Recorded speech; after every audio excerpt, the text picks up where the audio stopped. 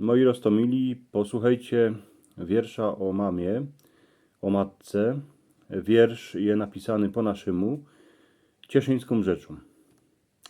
Jakżech iny oczy na ten świat odewrzył, to na mamy piękną gębę, żech się najprzód pozdrzył, śmiałżech się do niej, jak mnie kolybała, a jak mi szumne pieśniczki po naszemu śpiewała.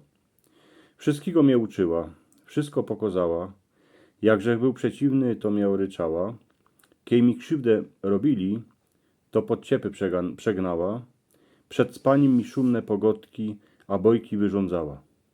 Do pombuczka mnie też słusznie żykać nauczyła, na pozorędziu dycki w chałupie leżała Biblia, pierwszą mi o Panu Jezusie coś i mało wyrządziła, co wiedziała wszystko mi o świecie, jako mogła prawiła.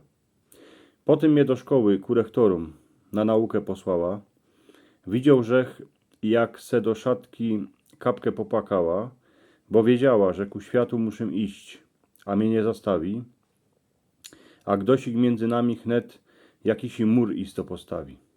Uczyłem się długo, w Cieszynie, fur blisko chałupy. Jakoś i grzech tych wiecy ze świata nie umiał dać do kupy. Coch nie wiedział, toch się mamy pytał, a ona wiedziała. Dycki miała czas, co by mi o tym coś i powyrządzała.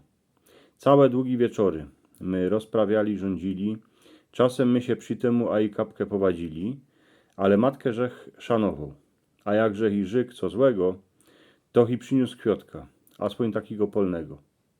Potem się zaszła tracić, a z dnia na dzień słabła, furtyny leżała, a mało wiele jadła, jednego do południa oczy na zowdy zawrzyła, swoich starzików a fotrów isto nawszywiła. Mamo, chciałech ci życ, że furt myślę o tobie, choć se spisz tam, w małych kończyc, w grobie na Kierchowie. Moim dzieckom pokazuję twoje zdjęcia, co by wiedziały, że nie ma nic na świecie lepszego od mamy.